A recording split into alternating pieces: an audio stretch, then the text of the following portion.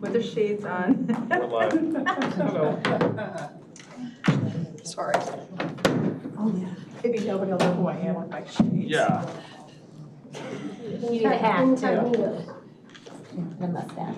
Yeah. It's so funny, we're doing like the same thing in life. We moved out to Dinoco. I have a cold one again. I can't stand Oh, that is so fun. When you're ready. it. Oh, we're ready. Okay, let's call the meeting to order at 6:34 p.m. This is for the regular meeting of the McHenry County Board of Health on July 21st, 2025. I ask clerk to take a roll call. Ms. Elba? Here. Dr. Amsler? Ms. Carmen? Ms. Clark? I'm sorry. Ms. Holyfield? Here. Mr. Clark? Here. Ms. Gaffney? Yes. Dr. Katz? Here. Dr. McGuire? Mr. Markison? Here. Ms. Morowski? Here. Ms. Ortiz? Dr. Zerk? Here. Okay, thank you. There are sufficient members present to have a quorum. I'd like to ask the board to give me approval to switch items 11 and 12 on the agenda. 12 is the appendix. I want us, as a board, to have a conversation about the administrative report. And I would like that done before we excuse the directors while we go into executive session. So any objection to switching those two? You're seeing none? Okay, we will switch 11 and 12. Is there anybody here tonight for public comment? Seeing none? Move on to minutes of approval. Juliana, would you here to handle item 3? I move to approve the minutes of the regular meeting of June 16, 2025. Second.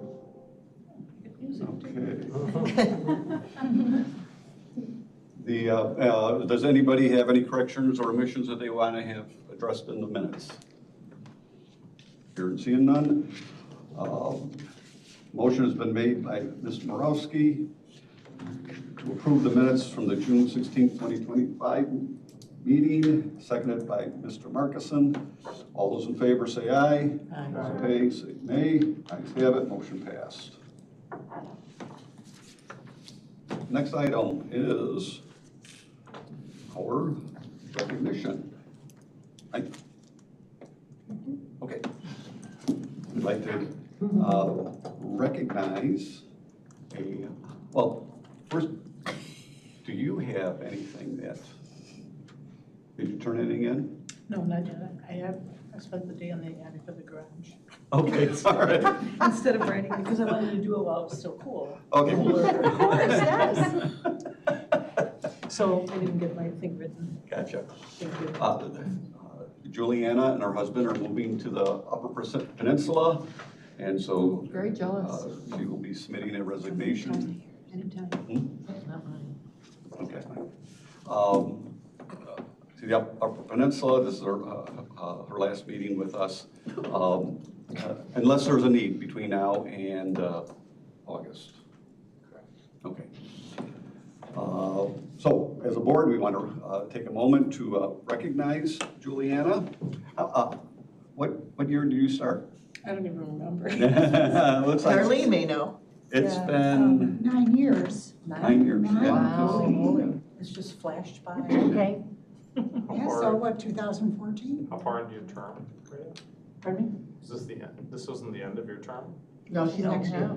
Okay, you have a year left. Okay. Or did you turn in the keys for your county vehicle? Yes, For an yes. appropriate amount of money Yeah, that and we I did received? insurance coverage and all that stuff. And you returned your salary. All $0. Well, we are very grateful. I think I can speak on behalf of the board for your years of service, your contribution that you've made to us and to the citizens of McHenry County and to the staff that work here. not only as a board member, but as a medical reserve corps. And the work that you did through the COVID epidemic, you have contributed very well to our Thank you. to our board. We're grateful. It was a pleasure. Thank you. We're going to have a few words from Chrissy on your volunteerism. As your supervisor. Come on up. As your supervisor. Thank you for letting me have a few minutes. I didn't let her go without saying a few things. So fortunately, she came into the office last week too. So I'll say when I opened my emails, it was like morning last week, and I went, oh, but. Me too. I was like, no, and then I thought, if anyone deserves it more, it's Juliana. So I just wanted to say thank you. I had the pleasure of meeting her during COVID, as many of you.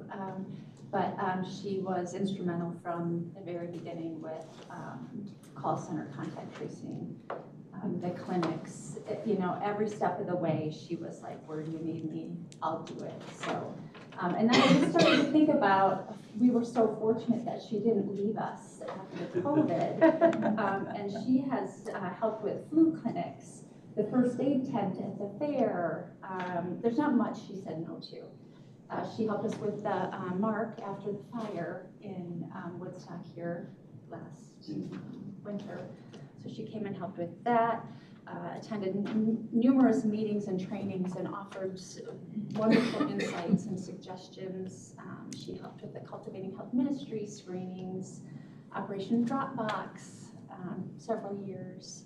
And then was also part of the overdose prevention and response team, which was invaluable as well. So did the Fentanyl Awareness Day, pop-ups, many, many things. So there will be a void with the MRC, but we were so happy to have you and grateful to have you. Your kind heart and dedication will not go unnoticed, and it really did impact the community. So I just want to say thank you for that. I wish you the best, but you will definitely be missed. So, Well, I'll be working up there. And we'll take everything that I've learned, hopefully I'll remember it all. well, Up there to work up there too. yeah, the next group that you join is lucky to have you. So They've got a thank you huge for group. everything. I You're really welcome. appreciate it. Welcome. And two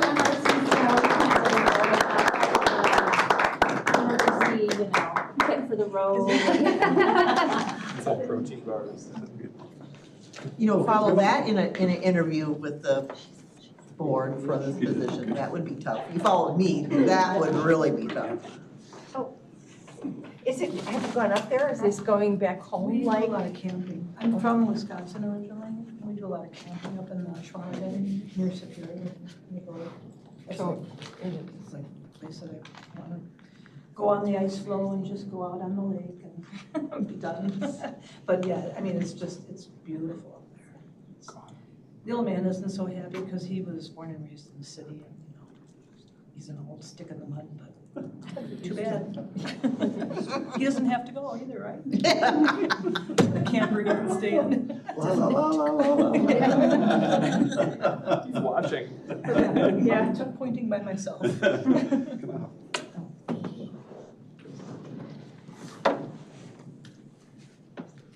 On behalf of the residents of McHenry County, we would like to present to you this flag for you to put up on your wall in Michigan. When sales tax is only 6%. Melissa, do you want to get Yes, please. Oh, yes. There you go. Yeah, button it up, kid.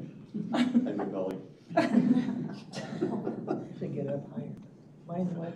Nope. Say, you bird. Ubers. Thank you again. You gotta open it again. this. You gotta Okay. show it. Thank you, everybody, you're embarrassing me. That's our job, and we do a good job.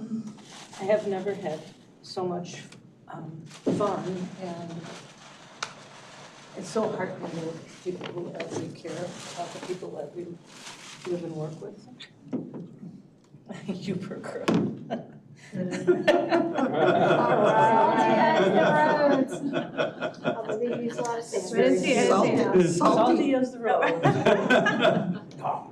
Not you, not you, not you. Thank you so much, you guys. Keep up the good work. I'll probably be getting in touch with you saying, how do I do this? Convince these people to do this.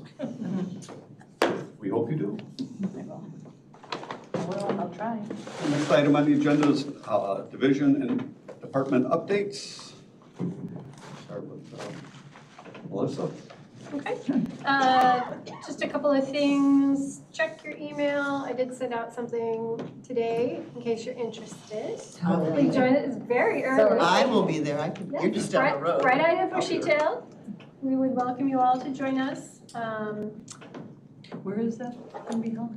at DOT, up Heartland. on Heartland Nelson Nelson. Harlan. We have a couple of new grants. We haven't heard back yet, but we've applied for a couple of new grants for things we're already doing. So that's a good thing. One is patient navigation around breast cancer screening and treatment, coordination, and outreach. That one's $250,000, so hopefully that's something that we could really use as, you know, we're seeing changes in some of the grants. And then something called Wellness on Wheels. So now that we have a mobile unit, the state had pushed out a grant. It was specific to, they have some units people can borrow, but because ours is up and ready to roll, we applied, and you know, we talked to the grant manager. So that one's $96,000 and would support work across the divisions from health screenings, serving underserved populations, walk-in services, vaccines, STI screenings, et cetera. So we'll keep you posted on that, but gonna keep our fingers crossed that those look good for us.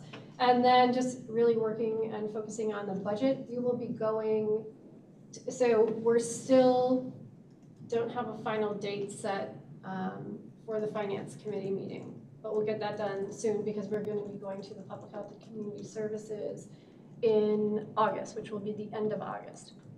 So we'll come to you at the August board meeting before we go to public health. So we come to the board first, then we go to public health. So working backwards, we have to have a finance committee meeting in there, but we are waiting on one person in order to determine that date.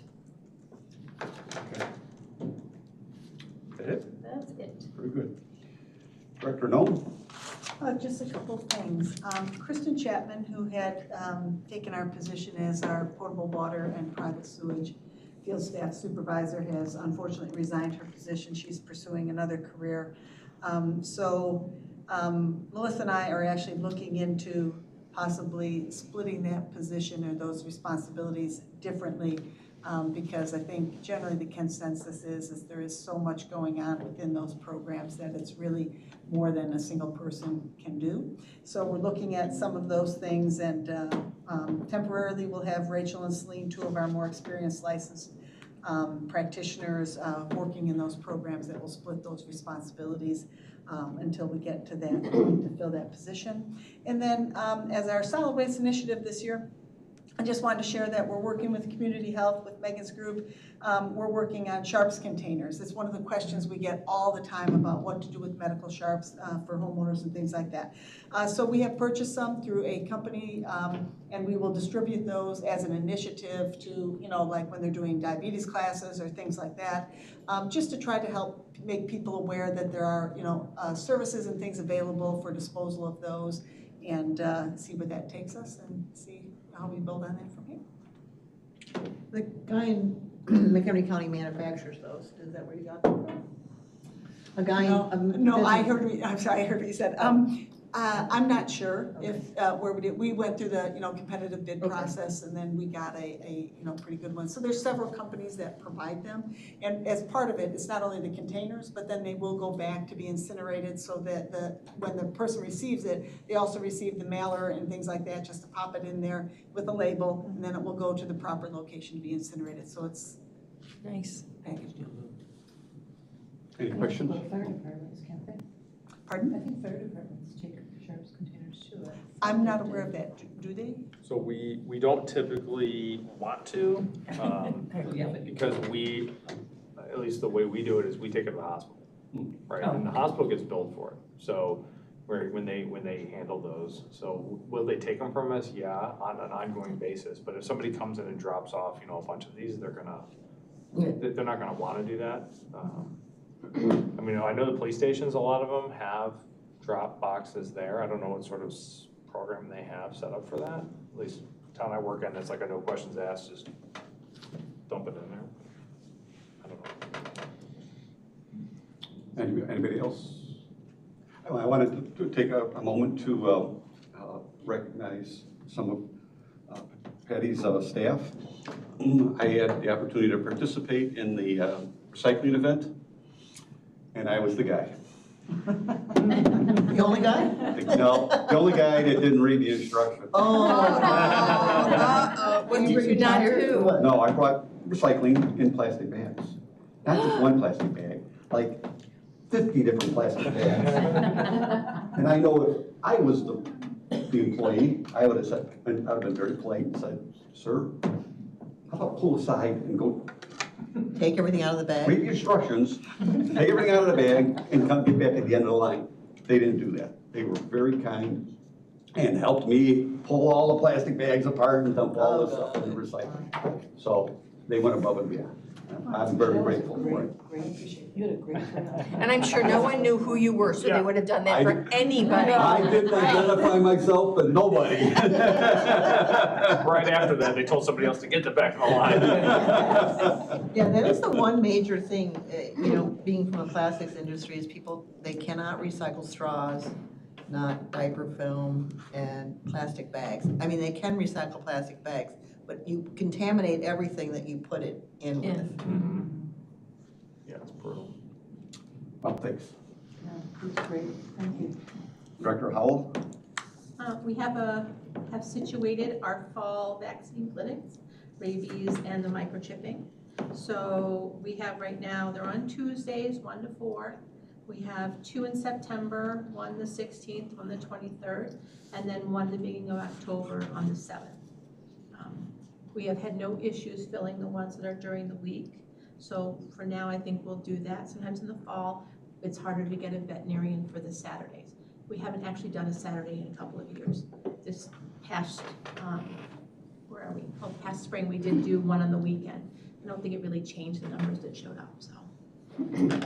We are getting ready to fill that kennel coordinator position. Very, very tough job. The person really has to know every movement of every animal throughout the building, when they come in, when they're there for their hold, if they've been relinquished, what are different dispositions for those animals, what are the behaviors and the temperament of them, and it's just a big puzzle that changes every single day.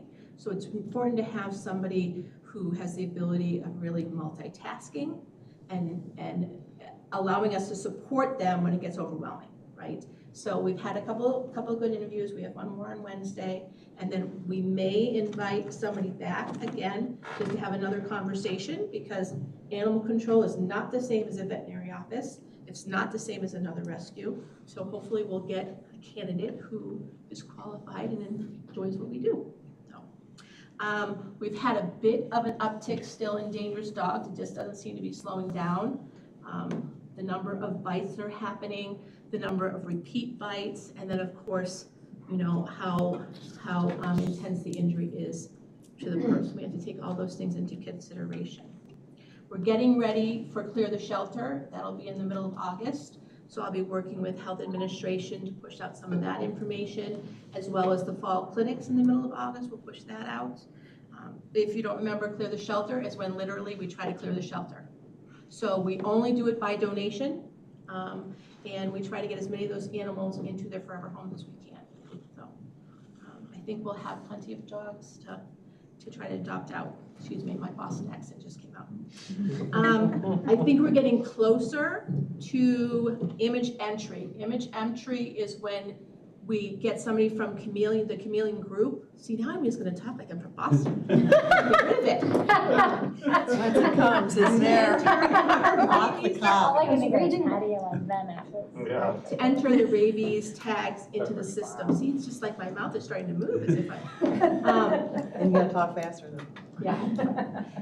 I think that the first year, it is probably going to cost us about the equivalent of 1 point FTE. So one full person plus another 0.4 of a person, just in the first year, because there's some setup fees and such. And then after that, it will probably go down to more closer to one full-time person, but we'll have to see. I have the quote from them. IT has okayed the system, the computer electronic system that needs to talk to Chameleon. They've approved us using that. And now I need to see what the contract will look like, if there's anything in there that I have any questions or concerns about. Is there any thought to, I mean, you have to be, because we do it now, getting any volunteer work to do that remotely? Add data entry, just, they're proficient in it, Yeah. not someone just says, well, I'll help out. So the difficulty with that is that means that somebody remotely has to get into the system. And IT is not super keen on somebody having access, but we do have contractual people that we bring in for 2 or 3 days a week for some hours who are doing it right now. They will probably have to continue to do some of that, because we just have so much. It's just the amount of requests that come in and validating them and all the stuff that goes into it. I'm hoping that by adding this, that will free our staff up for some other things that we need to be doing. So, but we'd have to have the right contract for someone to be able to work remotely and connect up to the drives. Any questions from the board? Comments? On the dangerous dog topic, got me thinking about, where are we at with, are we coming up on review for current ordinances and the way that we? Yes.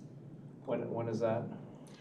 We're talking about it right now. We've actually done a number of changes to the ordinance, but we'll be bringing it back. I don't know if it's going to be August or September with the budget, but we're trying to have it somewhat coincide with the new fiscal year, so. Will it go before the ordinance committee then? Yes. Right?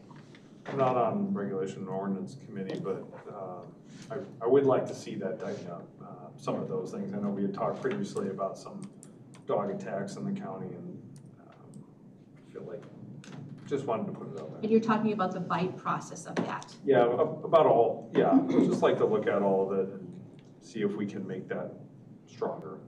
Yeah, and if you ever want to contact me to have some discussion before that, we certainly can do that. We've had a little bit of discussion, but we have some more. Okay. Is this a place where we can tighten up the TNR part of it too? We can look at whatever we think needs to be looked at. How is staff and the public tolerating the construction zone? Well, sometimes it's hard for the public to realize we're open when there's a bunch of giant machines in front of the doors and all sorts of. I dropped stuff off. It took me 3 tries to find the door that was open. Seriously.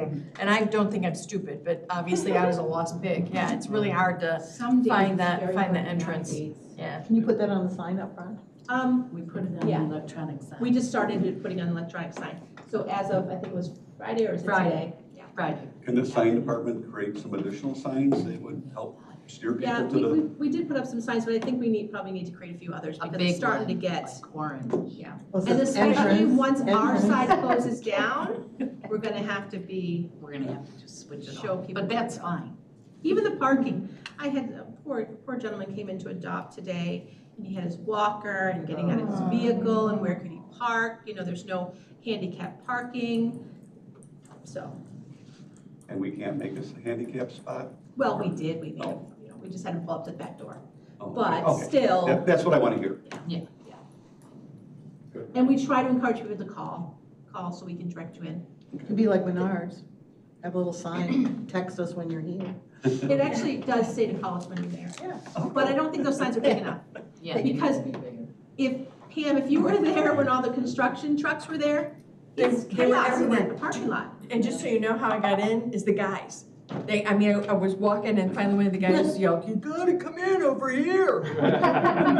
They just wanted to see you walk back and Maybe forth. that was it, yeah. But yeah, I mean, they were very helpful, but yeah, when everything is there, you just don't know where to go. They're parking all over the place. There's no lines. No. There's no lines, so. Sounds like I can only a come to my truck car show entrance. Yeah. for young children. Trucks, The puppies. car show Fences uses are entrance and the everywhere. arrow Yeah, goes you don't over see the open. Yeah. You know, just kind of. It's very typical of a construction site. Yeah. Yep. And it'll be over soon. Someday. I actually Is that walked the same today. for everybody? We're excited. We walked a little bit through it today. Good. Yeah. Okay, anybody else? Director Marin? Speaking of Crystal Lake, you know, we have a lot of trucks out there because they are getting cranes to go up on top with more of the HVAC on the other side to where the new drive-through is. They're also working on all the brick and mortar on the outside, and we'll continue to be doing that, and the building envelope wrap, as well as the windows, and there, you know, were some issues there, but we got it all taken care of, don't worry. Working on all the inside mechanical, so hopefully by the beginning of August, we'll start seeing rooms being put in there. Right now, it's very, like I said, open concept. And it looks really good on the new addition for the drive-through. It's really amazing. So it's coming together. We're very excited. You know, it gets ugly before it gets pretty. So we're in the ugly stage, and I'd like to thank all of Animal Control because it's loud, it's noisy, it's not fun in there, and they're there every day doing really hard work. So thank you very much to you and your team. As far as admin, we are currently conducting interviews for Cheyenne's position. We received 12 resumes through Kronos, which is our government website, and then we received 42 from Indeed. So we had a really good batch. We started interviewing last week for this, and we're thrilled at, you know, the applicants. So we're very happy and excited. We even gave a couple to nursing going, we think these guys are gonna work pretty good with you because they do some case management and things like that as far as admin on those things. So pretty excited. We also posted for our accounting assistant, which is the ARPA position that has been open for a while.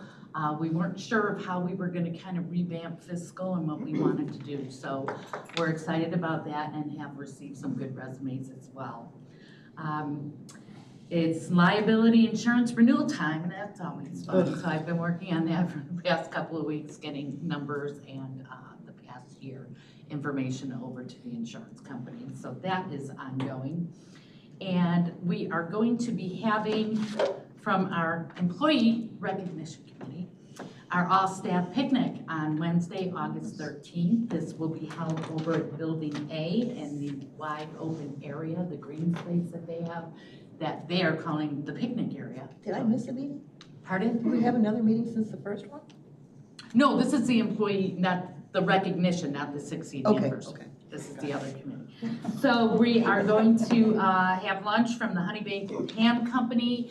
We are using all of the tools that we got from our wellness program, and we'll be playing outdoor games, Can Jam, which is like a frisbee thing you gotta throw in a sled, cornhole, and a bunch of other games. So we'll be out there on the 13th. We'll have 2 different available sessions, one from 11 to 1, and then one from 1 to 3, so that staff can make it. And we're looking forward to it. Hopefully it'll be a nice day for everyone, so. So August 13th? August 13th, yeah. 11 to 1 and 1 to 3. Out of town. And then again, as Melissa mentioned, working on the budget, so that's all I have. Are you inviting the board members to the? No way, no, we are.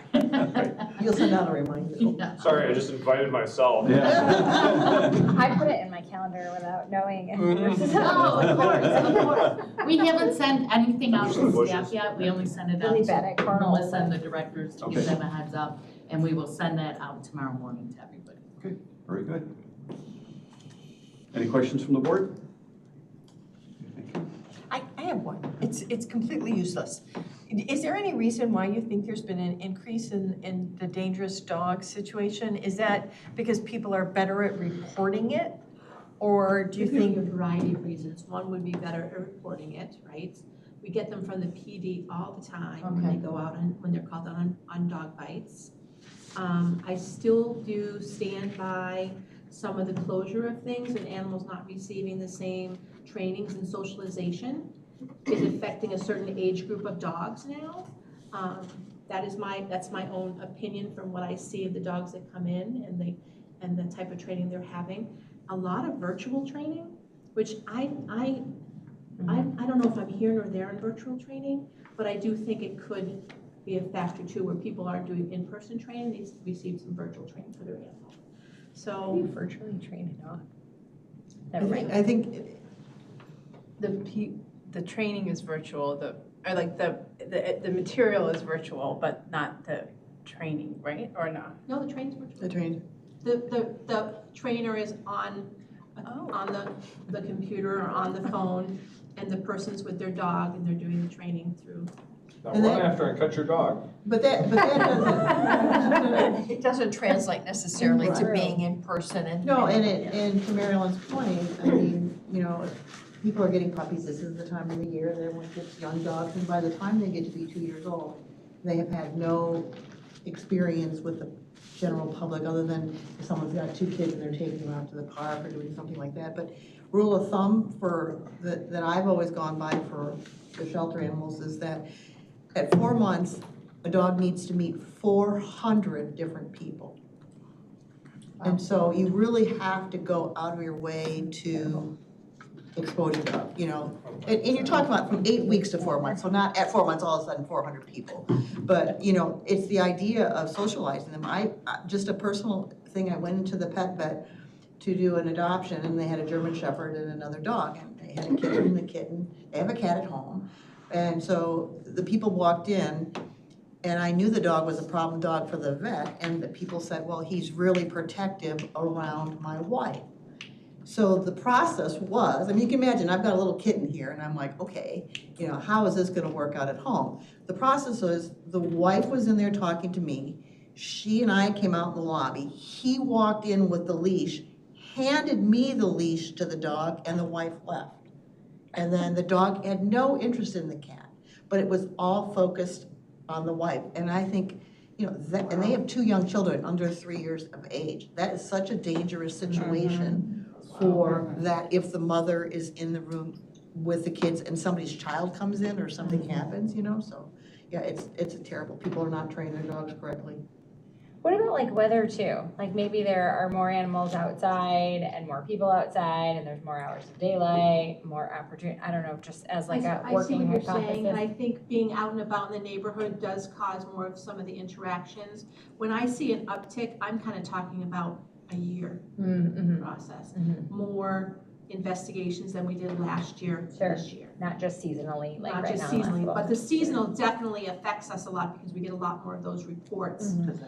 Because everybody's out and about, they're having family gatherings, they're having picnics or cookouts or whatever it is. They're taking their animals downtown, they want to take their animals to the farmer's market. they Sometimes wanna I take their think, animal- do you really need to bring your dog everywhere? I'll go to an event or something like that, and it's does your dog really need to be here, because kids will just automatically go right up to the animal, Hands down. Stores don't even, it doesn't have to be a service dog. At Home Goods, I was in, and the people are walking their dogs through the store, and they're not service dogs. They're just put them in the cart or they're walking them next to them, and I'm like, Those are the 2 that I was thinking. So the farmers markets, which are awesome, and I love that this movement towards having animals, I think that's cool, but it comes with a responsibility that oftentimes owners do not meet.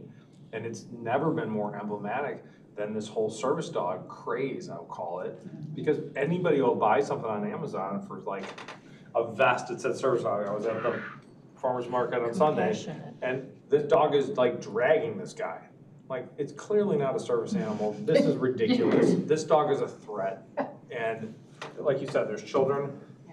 There's other dogs. And this, I had one, they brought in a baby stroller. oh, yeah. And it had a service dog. This is our service Yeah, dog. what task does this poor dog perform? I've been to the farmer's market when it's 90 degrees, 95 degrees, and they're walking their dogs on the asphalt, and I'm thinking, you know what?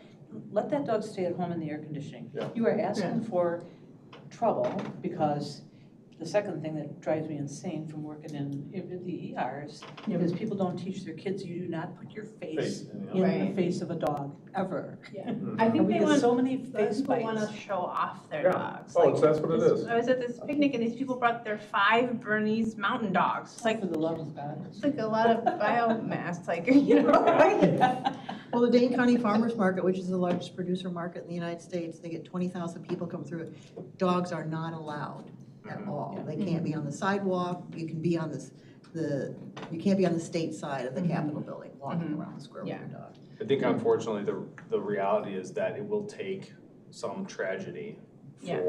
and the liability of either, like, whether it's Dole Market, downtown Woodstock, one of these other big ones, someone's gonna get savaged. They have, people and then they're have. gonna- I mean, children are in the hospital all the time with But horrific. something very public, and this is why, Well, I mean, it has. I mean, people have gotten killed by dogs. I'm talking about like, I agree, What's, like a child getting killed? It happens all the it time. happens, I've had them myself, I'm just saying, in these places, right, you're talking about a farmer's market that's made it not permitted, right, that's what they need to move to. Well, but I mean, or they say no dogs, but then, you know, the people that are working there, well, they don't wanna be, you know. They already do a good job preventing outside alcohol from coming in, they have police on staff, they have people that monitor it, a lot of them.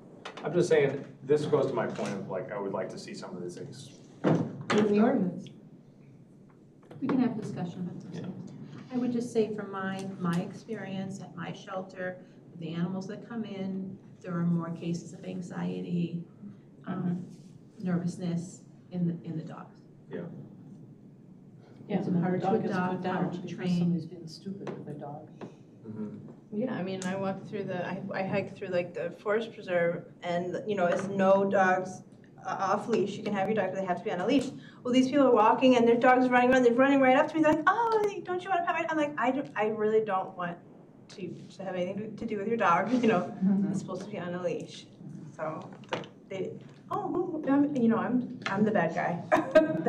I'm not a dog lover, you know, but I really don't want your dog running up to me, who's 3 feet tall and weighs 100 pounds, you know? And you don't know. Right. Yeah. I did ask Melissa if sometime in the fall, if Janelle Carlson, who runs our field group, if she can do a presentation on dangerous dogs. Great. That'd be great, yeah. Yeah, Please. love to know more about Yeah, it. we were, you know, in the urgent care, we report them, but I've had patients that were very, very hesitant and they even didn't want to get their medical care because of it, so I have let it go sometimes, but for the most part, I think they capture all of them, and a lot of times they don't want to fill out, you know, the owner and stuff like that, so, I mean, we just have to do what we can, we're not law enforcement, you know, and we have to offer them medical care, so, we don't have to, but, I mean, if it's a option between them actually getting care for their bite, then, you know, I will always choose the human, you know. Yeah, and I think the emphasis should be both on teaching the humans how to interact with the dogs and teaching people what's appropriate for the dogs. Correct. Taking them to a farmer's market when it's packed with people and other dogs, Well, and there's and they're out of produce on the control, and it's ground. 100 degrees outside is beyond it's Yeah. beyond me. At the risk of extending this conversation even longer, what's the status of the goats? Shivas? Which goes we're talking about. The goats that animal control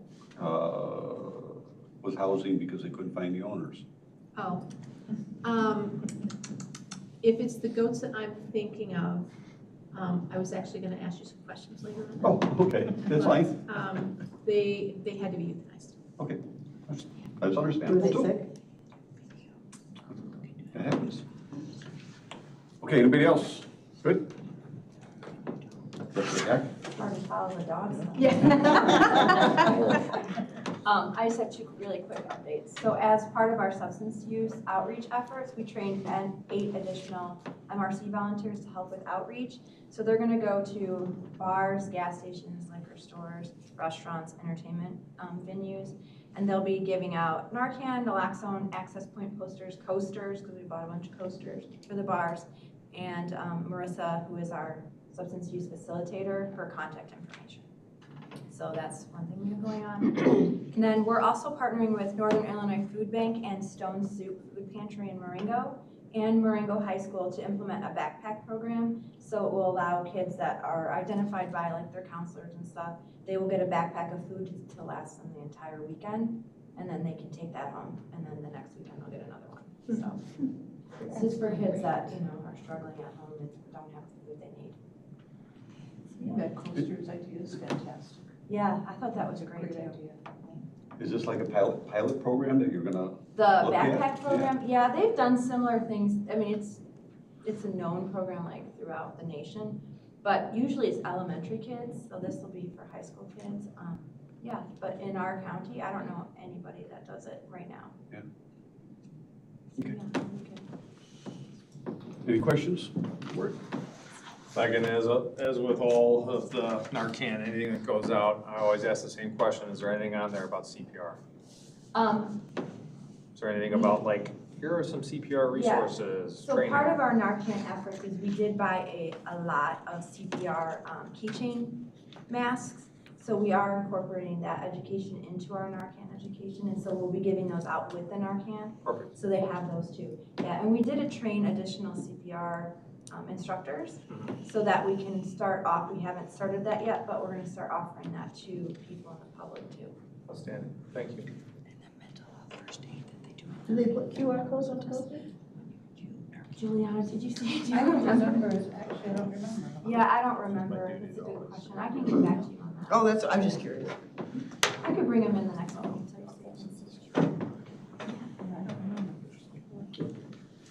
Director Durrett is on vacation and will report next month. Dr. Tomaso? I don't have anything really specific to present, but I just wanted to discuss a little bit regarding the recent governmental, passage of cuts to certain programs. So I was reading, what's the impact on county health departments. I saw that the LA County Health Department implemented a hiring freeze. What I find is a little funny is that more people are gonna seek our services, our clinical services now. So we're gonna have to accommodate for that, and where do we get our money from? The government. So I guess it's just kind of more of a commentary of, are things gonna change around, like, are we looking to the future and what the department's gonna look like, or just kind of taking things as we come, which is, reasonable too, which is kind of something to have in our minds, because it is happening, it's not, If it makes you feel any better, that conversation is being had on multiple levels, because it's Okay. gonna affect everything. Okay, yeah. It's a good point. If medical services are not being offered elsewhere, people will tend to turn locally or to other charitable type organizations for service. Exactly, yeah. And all need to be prepared for it. Work in progress. Yeah, so. Thank you. Any questions for the doctor? Okay, thank you. Next item on the agenda is the consent agenda. Does any board member wish to have an item removed from the consent agenda? Receiving none, I recognize Juliana. I move to approve the consent agenda. I'll second that. I'm sorry, who's second?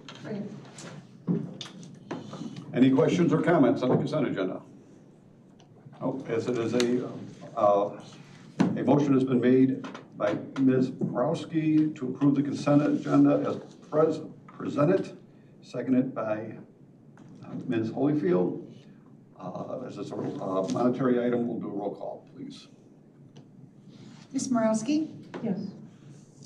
Ms. Holyfield? Yes.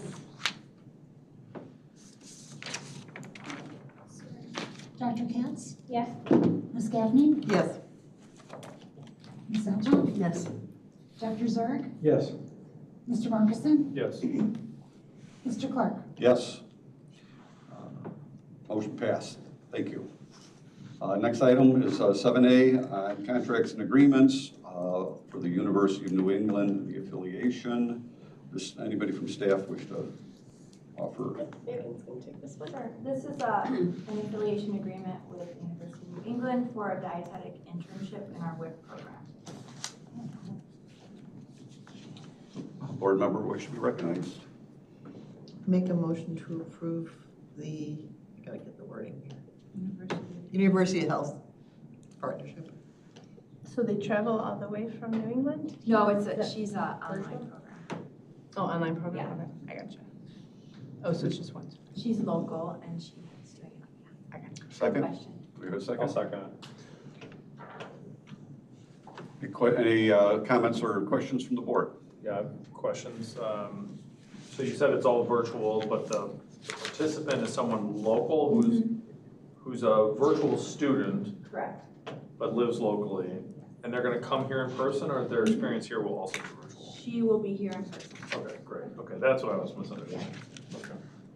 I actually appreciated that, having read through this agreement, that it explicitly carves out there that we have the sole authority to, to terminate the experience at any time. I feel like it gives us a good, I know this is a conversation we have brought up before where I felt like one of them wasn't as clear cut with that, so I like seeing that, thank you. There does not appear to be a monetary issue connected to this contract, this agreement. We can do a voice vote. All those in favor say aye. Aye. Opposed, say nay. Ayes have it, motion carries. Item 7B, a memorandum of understanding, community health partnership. Actually, if you don't mind, B, C, and D are essentially the same MOU, just different locations. These are gonna be for back-to-school vaccines and wellness using our local clinic. I'll make a motion to approve 7B through 7D, the MOUs for the separate sites here. And second? Is there a monetary? No. No. A motion has been made. Any discussion from the board? None. Motion's been made by Mr. Markison, seconded by Ms. Altoff to approve the memorandums of understanding with the Community Health Partnership, Crystal Lake South High School and Crystal Lake Central High School. All those in favor say aye. Aye. Those opposed say nay. Ayes have it. All three memorandums are approved. I just have a general question. What's the difference, and maybe there isn't one, between the mobile unit going to like a pop-up versus an MOU? So, like I know YFC, for example, I think, or a couple years ago when we did the back-to-school bash, the mobile clinic came to that. No, maybe they didn't. Maybe it was just people who did vaccinations on site there. So I guess I'm just wondering what the difference is between an MOU and then just vaccines being administered somewhere. And that, I know you're looking at Megan, but. Well, Feel free. I don't know if I can answer that question, but I think the MOU, the purpose of the MOU with the mobile clinic is because we need, especially for WIC, we need specific things that need to be in place, like they need to be able to. I see. If there's a weather-related incident, they have to be able to go to a shelter. If there's we do not allow people to use the washroom unless they're doing STD, I think, testing, so that they need to have a public washroom for our WIC clients. So there's just like certain things with the mobile clinic. So it's just different things. We didn't Yeah. have the mobile clinic then. Yeah, and a pop-up, so And keep in maybe mind, that's the wrong word, but I yeah, we can't remember- just like drive up somewhere and show up typically. Yeah. But having people on site to give vaccines somewhere, not in a mobile unit. Or do we not do that anymore because we have a mobile unit? Or are they two different things? Oh, Right. We're doing both. Well, we're So- still going, to events that we're invited to, we would probably do that. Okay, but we don't need an MOU for that because it's not the mobile unit. No, sometimes we would have an MOU even for that, just to lay out the conditions of what our obligations are versus the space that we're going to be inhabiting for that event. So I guess my question is, when do you need an MOU and when do you don't? Well, I think an MOU protects you, and protects the location and just lays out again, the conditions, the obligations of each entity, so there's a common understanding of what is needed when we show up. Have we ever done anything without an MOU? Well, we'll go to events Yeah. and do like a screening or do, and we don't have official MOUs with them. Or we'll partner with like a church and do classes there. But do we do vaccinations? I'm trying to get to this. I'm trying to Well, answer your a couple of years ago, we hosted like a back to school, it was maybe 2 With years us? ago. Yeah. Yes, and then people came, you all came, and no one received a vaccine because they chose not to. It was very sad, but I'm just thinking about that. That was years ago, so maybe there's been changes. I'm just in my head thinking of all of these back to school kinds of events happening where people might want an opportunity to have vaccines because they're underserved areas. And so I'm just trying to understand before I'm like, hey, have you connected with this group, if there need to be a meeting with an MOU versus when we can just go in. But it sounds like maybe the difference is vaccines. I don't know. Yeah, I don't know either, Yeah, I but that's think what I was like if we asking. go to the farmers markets, we don't have MOUs to show up there, but we're not We're not providing the doing same level of vaccines. service. Yeah. So yeah, that's. Kyle? Megan, is it fair to say it's probably always preferred to have an MOU, but in some cases, it's a judgment call about the timeliness or the level of intervention And or I think, yeah, it just circumstances? depends what service we're providing there. If we're just doing outreach and education, it's probably different than providing a medical service. Yeah, that's what I think is the difference. Sure, okay. So maybe always prefer to get one ahead of time, but, if not. whatever the Definitely judgment. if we're administering vaccines or medications of any kind. I was just And the trying to MOUs have understand been reviewed by the state's attorney's office. That's my understanding.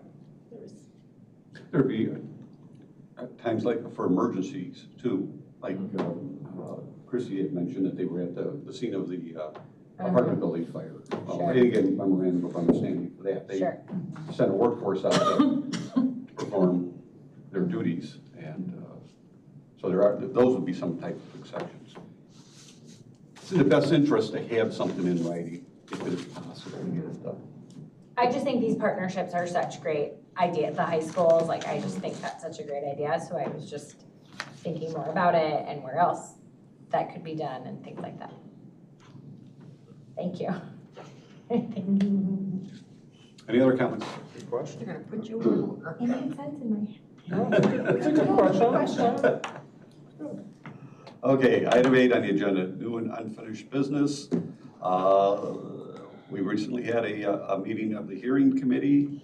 I will turn it over to the chairperson of the hearing committee to discuss the details. Thank you. We had a hearing committee meeting because we got an appeal of 4 notices of violation issued by Patty and her department. It was, I'm going to say this with a missing tooth, Fano Theophanis made a presentation to the committee. Our finding of fact was that the department was well documented, the violations were within their jurisdiction and appropriate, and it was our opinion that it would go to the Board of Health. However, in that recommendation, we voted to recommend to the Board of Health to sustain the 4 initial violations with the understanding that the owner has 30 days to come into compliance. It may mitigate those violations, and we're going to get an update from Patty. So I've been contacted by his qualified designer, the property owner's qualified designer. So the property owner has opted to pursue a permit to put in a replacement private sewage disposal system that will then comply with the ordinance standards. And where will that leave his notice of violations then? When the system is actually permitted and installed and inspected, then that file would be closed out. So that would then be the corrective action. So it's kind of a long term. It takes a little bit of time to do it, but that's when the corrective action will be completed. Would it mitigate the violations at all? Yes. Okay, so When that is done, it's so because it's a long process, would your recommendation be we table it until, as far as the board voting on Well, I think the property owners complied with the recommendations of the Board of Health Hearing Committee. You did have someone go out and evaluate it. They are going to actually design a replacement system for it. We had given them 30 days to get that information back, so we've been advised they're in that process. And so I don't think you'd have to hold it up. I mean, I think that the property owner is aware that he needs to move forward. I would think we just don't need a motion at all. I think it's fair just to, if anything, the board, as a committee, our finding, again, was that our department acted appropriately and to approve and certify all the things they had already done. So just turn it back over to Patty. So in terms of this board, I would say, again, return that authority to Patty, that pending the successful outcome of this, she can take whatever action she deems necessary following the ordinance, which she's already done. And we don't even need to necessarily table anything, I don't think. I don't think we need to make a motion. We have, Just a report. Yeah. Just a little more explanation for the board members. The individual involved apparently made some alterations to a septic system. Our staff observed the violations. They went through all the proper steps to get the property owner to correct the violations. They reached the end where they weren't getting any progress, so they began the process of turning it over to the court system by writing some citations and presenting it and getting ready to make a case in court. It was at that time the property owner requested to meet the hearing committee. The hearing committee met. They listened to the evidence and the request made by the property owner. They listened to staff's presentation. The committee voted to support the staff's recommendation. I do think it is appropriate or is necessary for the full board to approve the committee's action. So we will have to do a vote on that. In the discussion, the individual said they were of the belief that they could make their septic system work. Our staff said it's not going to happen. They agreed to hire an authority to come in and analyze, and we gave them 30 days to do it. In other words, we weren't going to file the citations with the circuit court until the 30 days were expired. The gentleman has met his requirements, got an opinion on his system, got a contractor to begin the process of putting in a new system. So the only thing that we need to approve the committee's decision, and what I'm hearing is we're still going to hold those citations administratively. We're not going to turn it over to the court system pending the installation of the new septic system and approval of the permits, et cetera.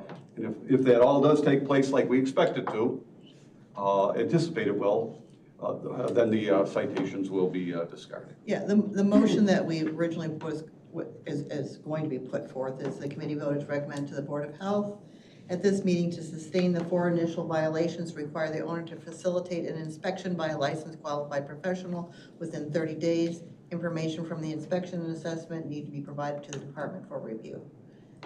And from there on, the department will move forward with any procedural things they need to do. Assuming that was a motion, I'll second. Pam, second. Yep. Any questions from the board? A motion has been made by Ms. Gaffney, second by Ms. Althoff. On a monetary issue, we can do a voice vote, so all those in favor say aye. Aye. Opposed say nay. Ayes have it. The full board approves the decision of the hearing committee. And I want to point out that here's an opportunity where a committee of the board heard the concerns of the public in a hearing, an evidence type hearing, and it worked. work. I think. We're getting the work done that environmental health needs. The resident felt that they had an opportunity to present their information and have a dialogue with the committee members. Good thing, worked. Yeah, I think you would agree, he was just a little puffy. I would say puffy would be the right word. Once we asked him the question of, do you think you can get this done, his whole attitude changed, and he was like, well, yeah, I'll get someone in there, you know, kind of thing. So I think, to Joe's point, he was just responding to the issue within the community because he's a community leader. I think he considers himself a community leader. Sure. He's welcome again. Yep. Thank you to Patty and Patty's staff for a job well done. Yeah, you guys did great. Good presentation. Okay, any board issues? Anybody? Anything to say? Information communications, there is none. Item 11 is going to be the appendix. Ooh, I apologize. Go ahead. Mr. President. On board issues, with this vacancy looming, what, is there action to be taken? Or we just had interview for another person, or was there someone else? I don't know what is the. Oh, I think you're talking about the report. No, we're not talking about this. We're talking about Juliana's. vacancy. Oh. I don't want her to leave, Yes. but if she's gonna leave and we're gonna have an open spot. Correct. Kick. Okay, that's what I was just asking, it's a board issue, just curious if there's a plan to fill her spot, or to shrink it, or. Me? Okay, never, Sure. we might as well just, That would be great. we're gonna raise I your can answer number, that. your Jersey number, we're gonna close out. Actually, it was discussed because we had the 4 interviews, and it apparently, from the committee perspective, the 4th candidate was extraordinarily well qualified, and we were very saddened that we couldn't appoint 4 people and only got 3. So in light of the fact that we do have a vacancy, the chairman, I believe, is going to elect to appoint that 4th person and not go out and seek further applicants. So if that is the way if he chooses to do that, that's what will go before the full board. Convenient. Yeah. Okay, So it Great. worked.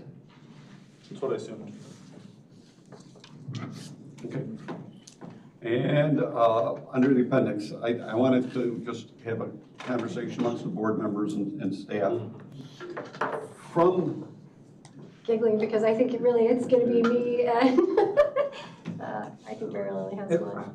we've first of all, I want to make sure that this report continues to appear in the packet. The easiest thing to do would be, let's just not do that report anymore, and it won't be noticed. I applaud that you continue to put the report in. And a year or so ago, we saw this where we were getting vacancies that were taking quite some time to get filled.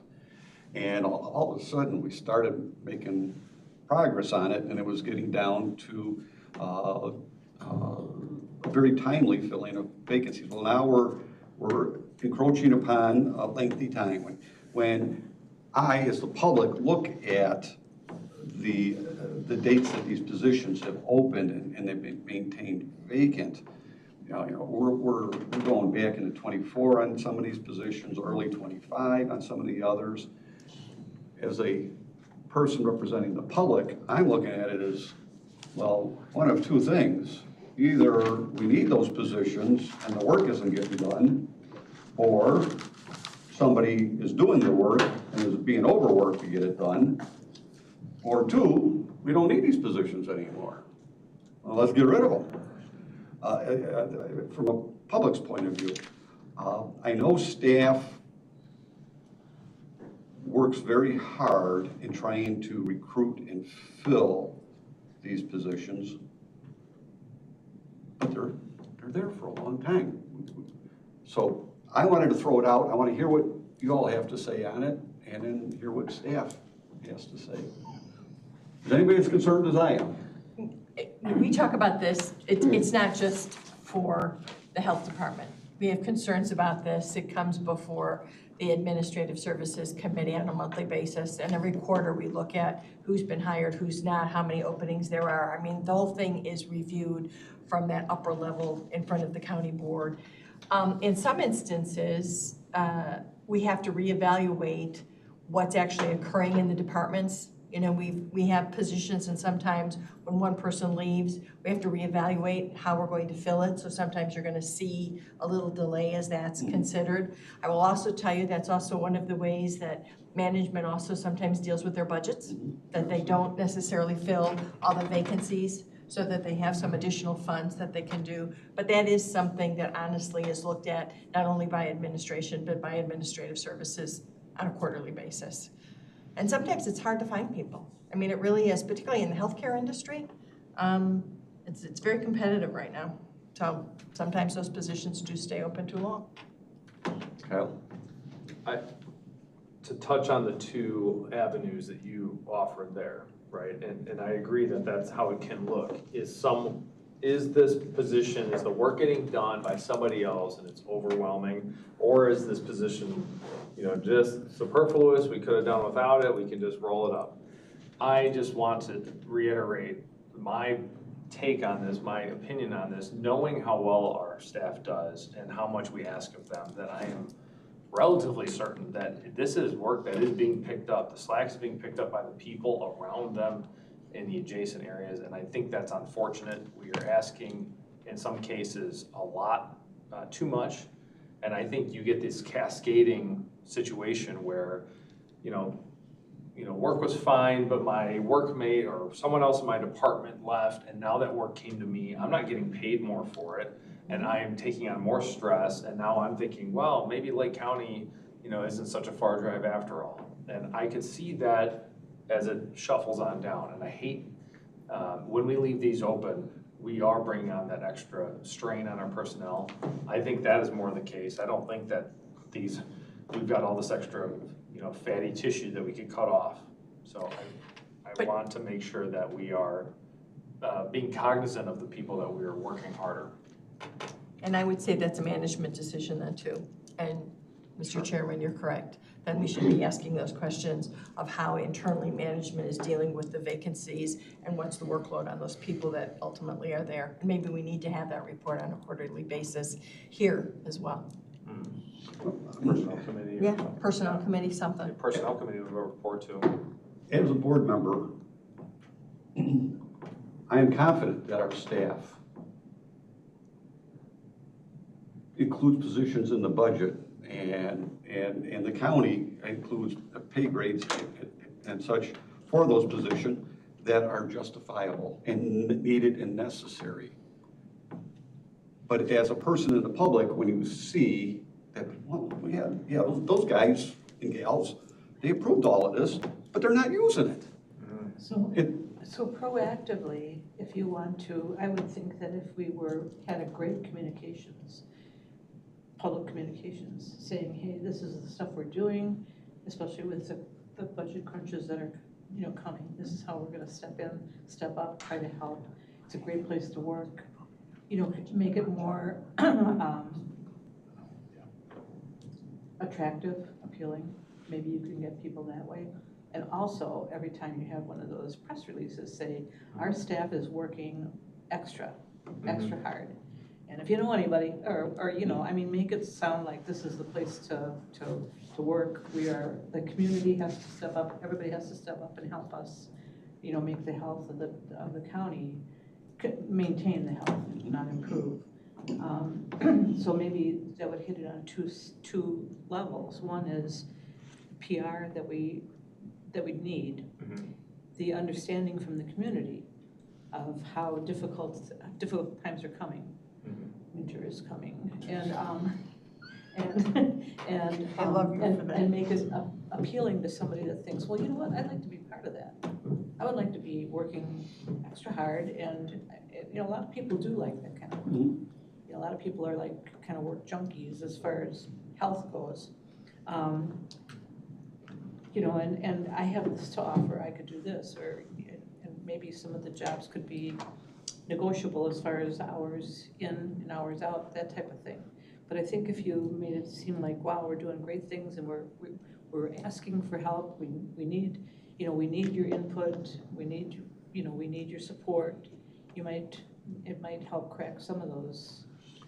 I mean, I don't know, I'm not a PR person. Would it be a benefit to have a recruiter employed by the health department? That all the different divisions could utilize to try to recruit. I think it's really I think it's a money thing. I mean, that's a money. Yeah, I was like, why are we wanting to create positions at this point? I mean, the county does have one. And But is they it work very hard contracted, or at they- finding people. Is it a contracted person, or are they? No, internal. Yeah, but I mean, That's if their only you're, role? Is to, if you're, Sure not. correct me if I'm Yeah. wrong, but if you're in the nursing business and you want to get paid a lot of money, this is not the place to go. There you go. Right. There you go. That's why you have to make public health seem Well, like, this is but- our really big need now, But as a community. the one big difference between a nursing position here and a nursing position out in the Wild. general General. hospitals is the benefits Yeah, but that they offer here. let me just put it a different way. I have friends that are nurse practitioners, and they'll work there full-time, and then they'll go pick 4 hours a night someplace else, and getting twice as much as what they're getting to work a couple hours a night, either in a nursing home or someplace else. Why would they wanna, why would they wanna well, come and don't work? they get a in- pension here? But they get a pension where they're at. No. Oh, yeah, Not in the private I just sector. was going through, there's a nurse, that, No, I've been in healthcare since I was 19 If years it's a old. state, There is if it's no- long-term and it's a state-run facility, there might be some Right. pension and maybe that's what she's availability. There's no I virtually- don't know, but in the actual In the private private care. academic sector, there is no such thing as a. But are we paying Sarah? $60 an hour for a nurse today? Just looking through our, to hire, application slips. For the public health nurses here and then the nurses at Valley High, there is such a pay difference. So I can see why more people would be going to apply at Valley High, because we're always having new hires there compared to here. Well, there's, I mean, What's when you, the difference? when nurses look at a job, they look at like what, there's a lot of factors, it's not just the hourly pay. They look at what kind of people am I gonna be working with? Am I gonna enjoy the people that I work with? What's the workload gonna be like? What kind of exposures am I gonna have? Am I gonna be exposed to abusive people? Am I gonna be exposed to an abusive boss? I mean, there's more factors than just how much I'm making every hour. The pension, I mean, that's big too, so. But the breakdown of the salary for the public health nursing breaks down to about $34 an hour, when starting as a nurse at Valley High is $41. There's a pretty big substantial difference. difference. And And that's the same benefits. And Valley High being, and Sarah knows, working there herself. Yeah. It's, as a county operation, she knows she has good people, it's a good operation. It is, just becomes, it'd be good to work at both places, but you just make more money there. Which Right, is- but money's not, I mean, I've quit jobs that I was making more money at because Yeah. the environment was terrible, so, I mean, What I'm saying is, I agree with there's you. a lot of factors that go in, yes, that's I a big, agree with you. that is a big But in- disparity. But in that particular instance, just us versus Valley High, it is probably Yeah, just the but money. Does Valley High have a pension? Yeah. Yeah, Okay. Yeah, Okay. the county they're employees. county employees. Oh, okay. Yeah, so that's, but we're not just up against Valley High, right, we're up against lots of places. I think Giuliano, I mean, what you said about PR and everything, I think that's very apt, and again, we've talked about this before, we don't always do a good job advertising, on both sides of it. Like, if you're gonna go into animal control, and things are a little slow, or I have no idea what it's like, but saying, we're hiring for a kennel coordinator, to put it front and center, like, these things, like, maybe things aren't quick, or whatever, to let people that we serve know that things are not firing on all full cylinders because we're missing someone, but then also to turn around and say, have you thought about working for us? Because this is an opportunity to serve, right? It's not just about money, Yeah. but to get in front of people and say, do you want to serve your community? Plus, you'll get a little bit of understanding from the community, what we're facing and what's going on. Well, every The nurse is reality serving is- the community. I mean. Well, but I'm talking about all of the positions. I'd like to hear from the divisional I'll- directors about what their insights are. I'll just jump in. First of all, it's, even though that this board exists, ultimately, those positions are positions as county employees. So let's remember that, okay? To the point that you made, Juliana, which is great, the HR department actually has created programs where we now are going into the high schools, we're also going into all community colleges, we're going places and saying, come work for the county, whether it's in public health or environmental sciences or whatever the heck it is that so we are doing a lot more in-person outreach. Same concern that was raised by you, Joe, is why aren't people coming in and why are those positions open as long as they are? But if you want, what I would suggest is if you want to talk about this further, you invite HR to come in and tell everybody what they're actually doing so that everybody has a really good handle. So we're not just So when you speculating go out in why, the yeah. public, you have a better understanding of exactly what the process is, where they advertise, how we're reaching out into the community, what we do. It's a concern across the board. It is not just something that was noted here. Well, the veterinarians, they can't get veterinarians either. I mean, it's. We can't get engineers. So it's not just, again, in public health, it's across the board. It's very hard, and part of it is also, you have to remember, a lot of public health is you have to be present. You don't get to work from home. You're here. A lot of people don't want to do that. I think the people that are on the medical side understand that because we're all this public facing, you know. Sometimes you wish you weren't, but you are. Well, a lot of them are going to the home and doing home triage and telehealth and stuff like that. But anyway, There for the are most part, alternatives. for the 80. Mary Ellen, you 90%. had something? I was just gonna say, I can't really speak for everyone, but I think we are seeing more applications come in. We are seeing people who are more qualified for the jobs. Our kennel coordinator, I think we probably received 30 to 40 applications altogether. Now, a lot of those were not qualified, but we had a lot of good candidates who were qualified. So I'm just getting more applications and then more qualified applications. I don't know if anybody else has had the same experience, but it's been a nice change, a nice shift. Because for a while there, we might get 6 or 8 applications for something and it just felt like, what are we gonna do? But you're, and I'm not dissing that, but the level for, the entry level positions that you have versus an entry level nursing position. Oh, nurse, is huge. yes, for sure. I can't speak for the nursing. Yeah. No, I know, I'm just saying. I mean, are we doing signing bonuses? I can't answer that. I don't know. I doubt At the it. health department? No, I doubt it. I mean, I didn't mean, sorry, that probably came out. No, we're a government entity. It would be Yeah, I very don't hard know to about justify anyone. utilizing dollars to give bonuses. It would just be hard. But the Not- signing not that bonuses it's that not they a good offer thing. in the private sector are a scam anyway, because you have to, if you read the fine print, you have to like pay it back. You have to stay there for so much Well, that's time. what a signing bonus is, though. You have to, yeah, there's all the, I mean, it's a grab to get you to stay there in some way or another. So, I mean, signing bonuses are not all, you know. And we have programs for tuition Rainbows. reimbursement. I mean, we do have other benefits that we offer, trying to get people to see that this is a decent place to work. So taken as a whole, this is probably the shortest list we've had since I've been here. So we've worked very hard to fill these positions. Other ones, you know, sometimes you have to just freeze when you're trying to do something fast. With the succession planning came, you know, hold on a second, let's think about what we're doing in this position and all the other positions that follow. So it's a bigger plan. We're thinking, do we need to go here? Do we need to go there? We need these positions. Are we calling them the right thing? Are we doing the right things? You know, how can we make it better? So some of these adjustments, like the accounting assistant is an ARPA position we are filling. We're actively posting for that position. And it's been open for a while because we kind of went back and forth. Other ones, you know, there's one hard one, the maternal child coordinator. We have not gotten a resume in quite a long time, and I keep having HR refresh it. I don't know what else to say. It just, no one has applied. I don't know, you know, it just has been refreshed and refreshed, but we need the position. So that's something else we're trying to analyze of what else and how else can we. we'll use that one as the example, maternal child. Is that something a recruiter could go out and recruit?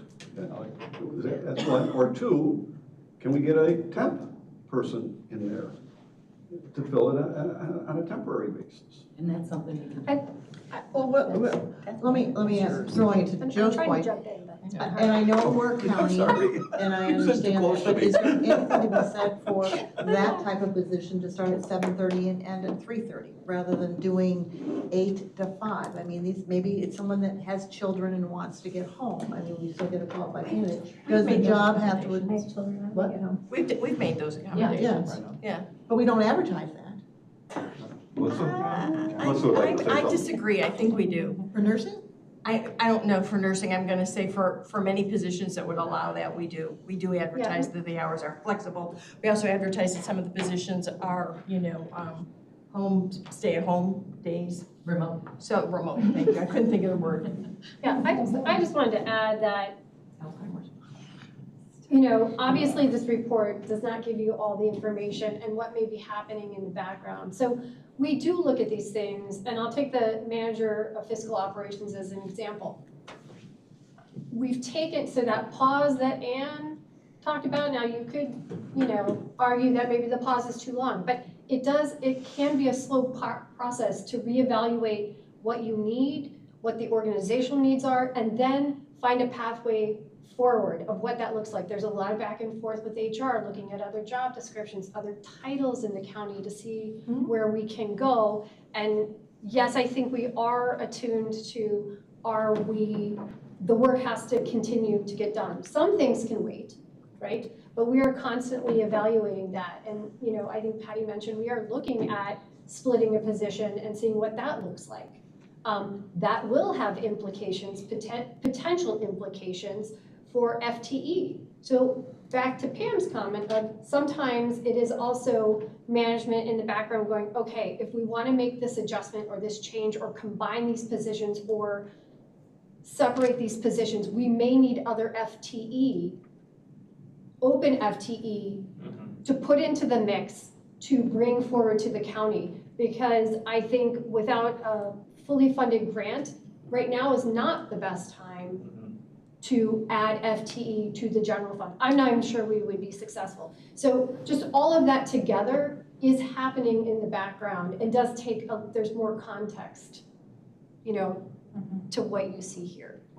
I have a question for Pam. So this maybe is going beyond the health, but she mentioned there's engineers. I mean, aren't those contracted out? I mean, like our village, like in my town, our village engineer works for a firm. I mean, they work full-time. How do they have enough work? We're extraordinarily, we have lots and lots and lots of roads that are county roads. The Randall Road project alone. So it's all alone. road engineered, okay. But I'm gonna make a suggestion, because I was whispering over here, sidebar. Why don't we start to institute maybe quarterly personnel meetings so that we have much more information. Again, whether it's being, reformulated, reorganized, redefined, reclassified, and we can get a report, and then Kyle is, are you still personnel? Kyle as chair can then also do a full report to the board on, the next month after we receive our quarterly report. So everybody is aware kind of where we are in that process. If I understand, and if I could hear you correctly, we're talking about and maybe interfacing with HR to find out what steps they've taken, what's going on with that. So it's less of us, maybe we talk speculating. Okay. I think, yeah. Before you It's propose, not I want to all go speculation. back to Is that Zurich. what Do you have any thoughts on it? Any comments? No, I mean, just. You've been awfully I just quiet. listen to this, I mean, I've talked to your dentist about, he called me one day, I mean, similar scenario. What we have to do to hire hygienists nowadays is a nightmare. So I'm doing some of my own cleanings now because of what they expect. And Dr. Harridan wanted me to talk about trying to open a hygiene program at Henry County because McKinney College. hygienists will go to Barrington and earn 20 to 30% more here because they're willing to pay it in the market and they just shop around. And so and that's the private sector. That's cash. And with the corporate offices taking over small independent offices, those corporate offices make them work a lot harder, but they do get more benefits. So I'm not gonna say the similar is a public agency, but the scenario is very similar. Okay. Thank you. Are we limiting just on the maternal child coordinator job? Is it limited to nursing, open to social workers, open to? Right now, it's written for a nurse. Is there, I mean, But again, so in our one-on-one meetings with the directors, we are talking about these things to be like, is this something that's needed? We have to continuously evaluate that and challenge ourselves. Just because that FTE is currently on our roster, and because it's been a challenge, we have to have those hard conversations about, is there a path forward for this, or do we need to look at doing some other things? yeah, I was just saying, in some areas, it's not necessarily a nurse, it could be someone with a public health degree or social worker to do that. So we might be limiting ourselves for that. And that's a good point, because we have, I know Anna and I recently had a conversation with HR. They have encouraged, so where we have been relying on, for a lot of our jobs, schooling, that there is a shift to skills-based. Now, that doesn't work in all of our programs because some of it statutorily says who has to do what. However, someone who has a lot of experience but may not have the educational But I'm sorry, background- nursing, you have to have the background knowledge, you have to have the. Not a nurse, Okay. I'm saying, like, if the position itself, let's say, oversaw something that didn't necessarily require a nurse background, obviously, scope of practice, we have to consider all of those things. We wouldn't put someone in a position or change the position that required certain credentials. Did this conversation start from the concern of wondering what the public might think when they look at how long our job openings are? I'm trying to understand if that's what, I brought it up okay. because I look at it from the public's perception. But does I think anyone I'm do put public here. members look at this and think, The gosh, public those document. have we ever heard a question why? No. I just was wondering. But And remember, we do it every quarter and it's also, streamed, so I just was no one's curious ever. if there were questions about it I from. look at our positions here is to be the eyes of the public. And we're supposed to notice stuff like Sure. that. And I just wanted to have everybody, we can't have a conversation outside of a meeting like this about a specific item. So I just wanted to have a I just was conversation. curious as to if we were hearing about it from other. That's why I think proactively putting it out there, saying, hey, these are the challenges we're gonna be facing. This conversation has been illuminating to me. It's good to see that it is a focus. I think it's a good route to take. I'm sensitive that, we're keeping staff's time for this, I think we know we're headed towards executive session here, but. Just one more comment, because it was tied in. On the position that we're going to take a manager, and we're gonna split that into two positions, which that's a good idea. More opportunities for people to move up the rank. But you're gonna do it right now on a temporary basis with employees that we have. When we do that, are we gonna pay those two employees Yes. more? We Yes, compensate, yes. compensate So- them with a stipend Yeah. Thank you. during this specific. Make those comments, but typically wherever we have the opportunity, if somebody is taking on additional work, we can temporarily compensate them, and then we have to evaluate if that job needs to change or not. But yes, we try not to take advantage of the employees. We try to find options, and actually open positions, that's not why you keep them open, but they do help offset the cost of increasing their pay temporarily to take on the additional responsibilities. Very good to hear. Anything further on that? I just kind of, one quick, I mean, I think if we're just having these positions open for, you know, eons upon eons, I mean, we do have to start looking into contracting people and other options too, so, just wanted to throw that out, because we can't just leave, you know, people to do extra work, they're gonna get burned out, they're gonna leave, even if you pay them more, and then the quality that we're producing is not gonna be of standard, so. Understood. Okay, next item is move into executive session. Is there a motion to go into executive session? So moved.